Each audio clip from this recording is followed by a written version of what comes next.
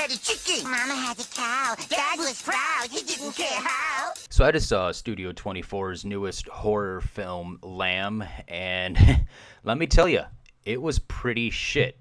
So I like Studio 24's previous films. I liked Tusk, I liked Monster, and I liked The Green Room. Those are the only three that I really saw, but those three were pretty decent horror movies. So I figure, hey, maybe The Lamb will be pretty decent too. So me and my cousin went to go see it last night, and let me tell you, it was probably the worst movie I think I've seen in a long time.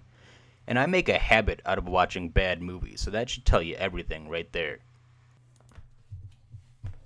So let's start with the plot. And this is going to be a spoiler review, by the way. So if you don't want this movie spoiled, just click off the video, go watch it, realize the mistake you've made, come back and let me know how big of a mistake you made. So the TLDR version of the plot is there's a married couple who live on a sheep farm in rural Iceland. One day they're out tending to their sheep, and one of the sheep gives birth to like a half person, half lamb. So instead of, freaking out about it or calling, like, I don't know, a veterinarian or a scientist or whoever you call when you find a half person, half sheep monster, they decide to raise it as their own child because they're fucking white people and that's what white people do. So they raise the child lamb thing for a few years. Everything seems fine. And eventually, the brother of the husband shows up. And when he shows up, he has the normal reaction to it. He sees it. He's like, what the fuck is that thing? This isn't a kid. You can't just raise it as your own. So you think he's going to kill it, but he just bonds with it. So a bulk of the movie is just the husband, wife, and the husband's brother just kind of dicking around, and the sheep baby's just there being a sheep baby. Well, eventually, the brother of the husband hits on the wife, and she's like, okay, you gotta leave. So she takes him to the bus stop so he can, leave the farm. And while she and the brother's husband are gone, the husband and the lamb baby go out to fix a tractor. So they're separated. The husband and sheep baby are out in the fields. The wife and brother are gone. Anyway, the wife comes back after dropping off the brother and she hears gunshots. So she runs out to find what's going on. And then it cuts to the husband holding his neck with like a gunshot wound in it. And he gets shot again. He falls to the ground. And the monster of the movie is revealed. Now, this monster, there's something out there, because every once in a while it'll cut to a POV shot of something breathing really heavily and like walking around and looking in through windows, and it's a fucking like sheep man. It's a human body with like a sheep head. That's it.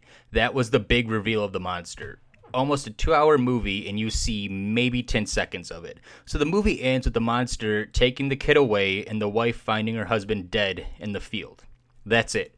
That's the entirety of the movie. Literally nothing happens until the last, not even full minute. And when it does happen, it's all just so stupid and disappointing. So the movie ends, and my cousin and I decided to go to the bar to talk about what it was we just saw and what we thought the movie was going to be about.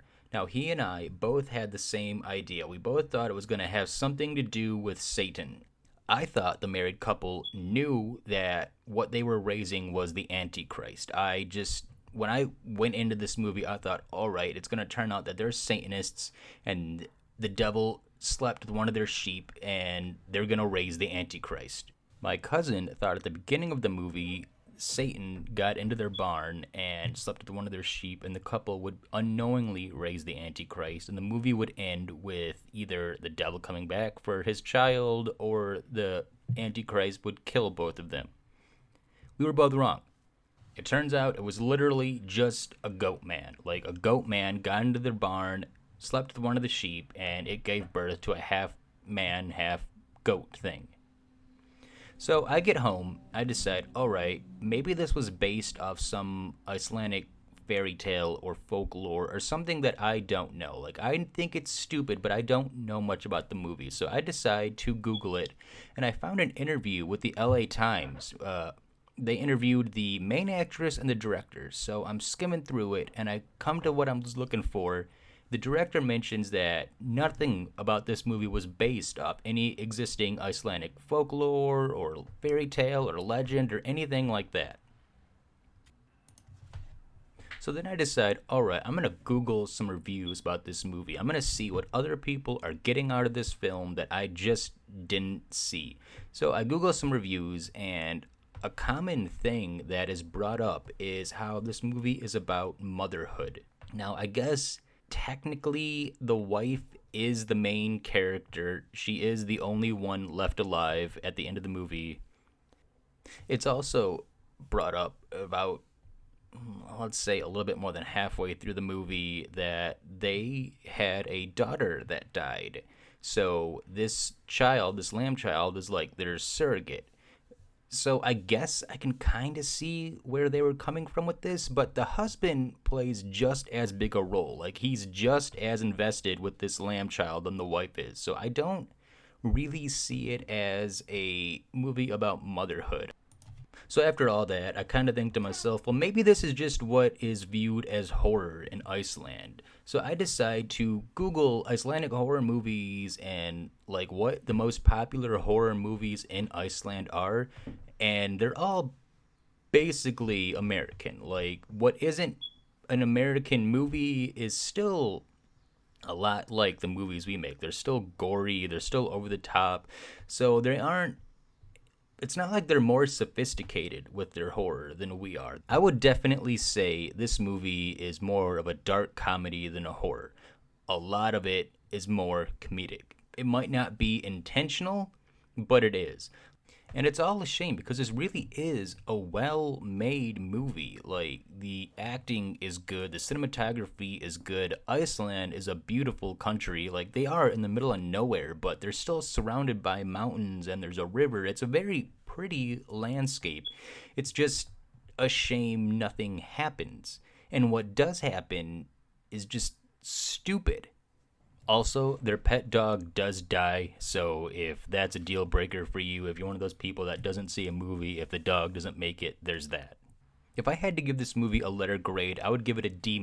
It doesn't work as a horror movie, it's longer than it needs to be, and it's almost unforgivably boring. Like I said, nothing really happens until the last not even full minute into the film, and when it does happen, it's just a letdown.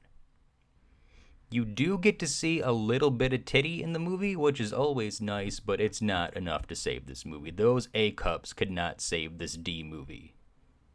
So if you do see it, don't pay money for it. Wait until it's on a streaming service or pirate it.